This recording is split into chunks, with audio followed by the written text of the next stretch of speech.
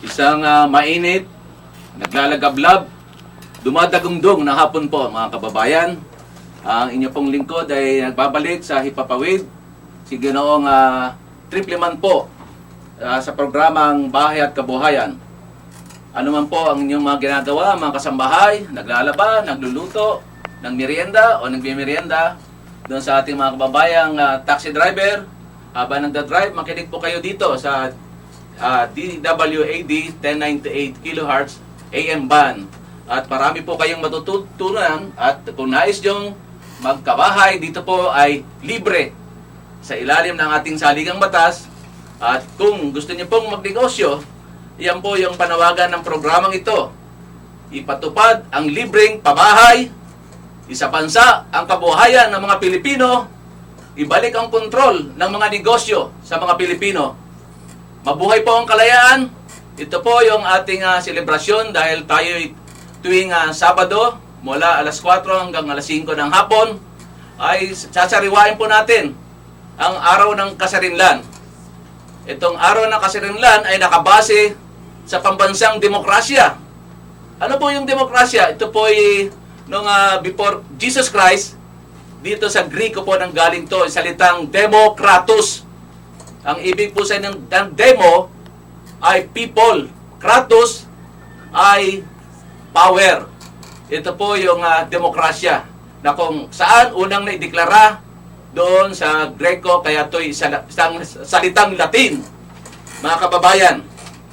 At bago po ang lahat, tayo'y pumalaot sa ating mga talakayan at selebrasyon din sa pagsasariwa ng kasarinlan noong nakaraang Hunyo 12. Ay pinapakilala ko po sa inyo ating mga kasama. Wala pa po yung ating magigiting na profesor na si Herman Bogdot ng UP, Professor Coco Reodique III, at of course si Guro, si Emerson Baldestan. Pero wala pa po yung ating mga kasama. Nandito naman yung ating masisipag na field reporter, si Pipito Boy Serrano, si Babit Salvetera, si Darts Labajo, at meron po tayong guest. Siya po'y pinuno ng Kasapi, Socialist Democrat, si Ginoong Celso Celiano. Siya'y magiting ng madirigma noong panahon ni Marcos. Pero buhay pa po siya, walang tama ng bala. Pero hindi na po siya ngayon lumalaban. Ang kanyang hawak po ngayon, gitara. Pero wala ko napansin na gitara. Baka magic guitar ang kanyang dala. Ganito po yung ating technician, si Eugene Salvamante. Parang Salvatierra, yung magkasitunog Yung ating cameraman sa YouTube, si Neil Maglas.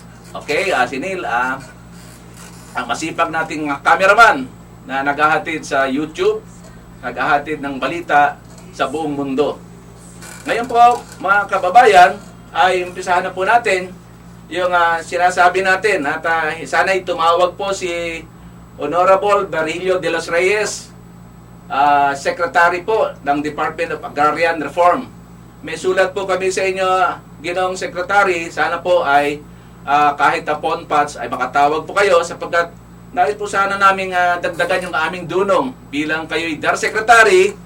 Ay gusto po sana namin maliwanagan tong batas na to, tong Republic Act 6657 o tinatawag na Comprehensive Agrarian Reform Law base dito sa CARP. Kung talagang na-implement po natin na pamimigay ng lupa sapagkat ito po ay may kaugnayan din sa ating programa sa ating bahay at kabuhayan. At itong batas pa rin to yung Republic Act 6846, Abot Kayang Pabahay. At ikatlong batas, yung Republic Act 7835, Comprehensive and Integrated Shelter Financing. So itong tatlong batas na po ay nakabase po sa ating programa. Kaya inihintay po namin ang inyong panahon na makatawag Ginoong Secretary Berhilio de los Reyes. Kung kayo po naman ay busy, meron naman kayong USEC, may ASEC, may Director, na pwede pong tumawag para sa ikalilinaw. At baka sakali ay alam naming malaking tulong dito sa ating programa na Bahay at Kabuhayan. bibigandaan natin ating reporter. Magandang hapon muna sa sambayan ng Pilipino na nakikinig ngayon sa ating mga listener, no, na isang oras naman natin tatalakayin ang programang Bahay at Kabuhayan. Sana nga may maging matalakay ng maayos yung tatlong batas na ito, no, dahil ito yung magiging references natin para din sa ating programa na kung saan makamtam natin talaga yung tamang direksyon nung sa usapin ng pabahay at kabuhayan. Isang mapagpalayang hapon po sa inyo lahat. Pakilala kayo. Manatiling makinig at sumaybay sa DWAD 1098 kHz AM band. Ang ating mga tatalakayin ngayon, hinihikayat ko kayong huwag maglilipat ng istasyon sapagkat napakahalaga ng ating mga tatalakayin ngayon. At marami tayong matututunan sa ating mga tatalakayin ngayon. Lalo na at meron tayong mga i-interviewin mamaya. Makinig po tayo upang higit nating matutunan ang ating mga gagawin at pagkakaisa. Ako po si Field Reporter Boy Serrano. Field Reporter Babet Salvatierra ng DWAD. Magandang hapon po sa giliw natin nakikinig po. Ako po si Nards Labaho, ang isang reporter po dito sa station DWAD 1098 kHz. Itong pabahay po, bahay at kabuhayan, sana po pananawagan ko to sa ating Pangulo ng Bansa na si President Noynoy Benigno Aquino III. Sana po mabigyan nyo ng pansin sapagkat maganda ho itong layunin. Kung inyong pakinggan itong programa ho nito, lalo na po itong ating Vice President, Juju Binay, at sana po makinig po kayo ito sa aming programa. Subaybayan po nyo sapagkat ang layunin ho ito ay nakakatulong ito sa buong sambayanan. Yun po ang aking deliver po, lalo na po sa mga senador, congressman, mayor, or mga board member, local barangay. Sana mabigyan ho nyo ng pansin. Maraming salamat po. Bago po tayo pumalaot sa diskusyon ay papakilala po natin ating panauhing pangdangal. Siya po isang pinuno ng Kasapi. Pakibahagi lang kami, Kaselso. Magandang hapon po sa inyong lahat. Ako po si Celso Celiano, miyembro po ng Kasapi, Ano meaning ng Kasapi? kapulungan ng mga sandigan ng Pilipinas. Okay. Nais ko po sanang mag-alay sa inyo ng isang awit, base na rin po sa tema ng ating kalayaan. Kaya ito po ay kinumpos ko po ito nung panahon ng EDSA. Noon po. Okay, sige. Sige, Kaselso. Okay. Wala po akong dalang gitara kaya acapella na lang ako. Okay. Sige po, bigandaan natin si Ginoong Celso Celiano sa kanya akapela. Ang pamagat po ng awit ay, ang kalaya ay di hinihingi. Ang kalaya ay di hinihingi, ito'y pinaglalaban. Ang kalaya ay di hinihingi, ito'y pinaglalaban. Kahit tagal na panahon, tayo'y nilulupig. Kahit tagal na panahon, tayo'y inaapi.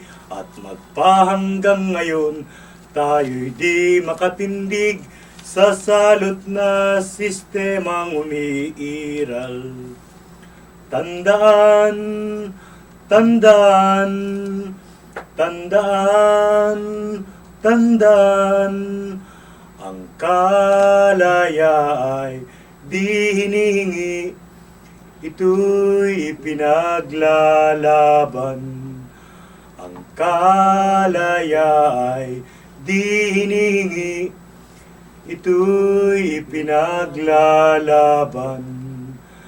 Tingnan mo, tingnan nyo, ang mga mamamayan, may pangkat manggagawa, magsasakat, mag-aaral, halos lahat na ng sektor ng buong sambayanan, lahat sila'y kumikilos para sa kalayaan. Tandaan, tandaan, tandaan, tandaan, ang kalaya ay di hiningi, ito'y pinaglalaban. Ang kalaya ay di hiningi, ito'y pinaglalaban. Ito'y ipinaglalaban. Mabuhay ang kalayang Pilipino! Mabuhay! Buhay, Caselso! Buhay na buhay pa rin yung EDSA, no? Si Caselso ay isang veteranong aktivista ng sosyalistang demokrasya, no? SOCDEM, Socialist Democrat. Ngayon po ay ating babahagi itong ating selebrasyon pa rin ng kalayaan, na kung saan ano kaugnayan nito dito sa ating programa sa bahay at kabuhayan. Malaki po ang kaugnayan nito sapagkat sa binanggit nating mga batas ay ito po yung nakabatay. Dito po nakabase yung pagbibigay ng libreng pabahay. Pero sa ilalim nito ay tapunan po na natin ang pansin yung nabanggit ko kanina na tayo, ang bansa natin ay isang malayang bansa o tinatawag na demokrasya. Sa ilalim po ng demokrasya, dapat po ay ito po ay may mga sangay, no? Yung executive branch, nandiyan yung pangulo ng Republika ng Pilipinas at ang mga sangay nito, yung mga branches, no?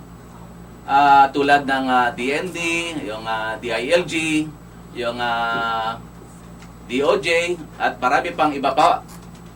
Ikalawang antas ng demokrasya, ito yung legislative branch.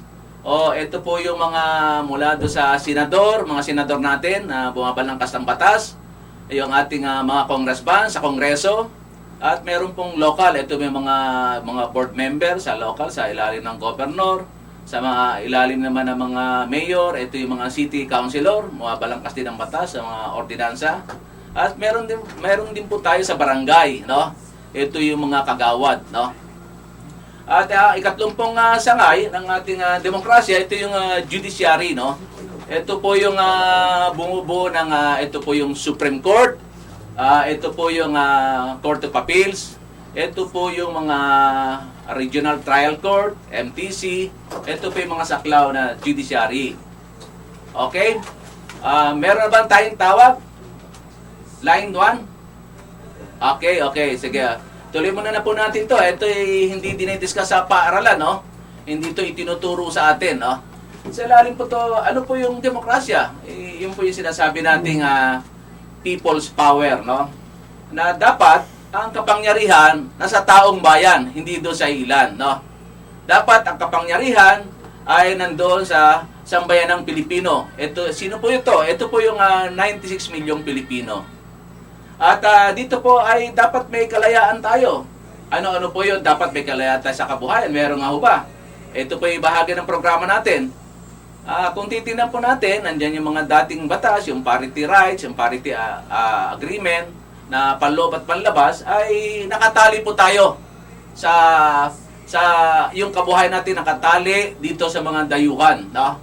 At tingnan po natin to, at itong edukasyon ay malaya ho ba mula sa elementarya, high school hanggang kolehiyo. Mula ho sa elementarya, Si Dan. okay, ating kasamang si Dan Soleta, nasa linya, nasa line 1. Pakinggan po natin at hindi po ata siya makakadalo dahil sa reunion nila sa eskwela. Kasamang Dan, magandang hapon sa iyo.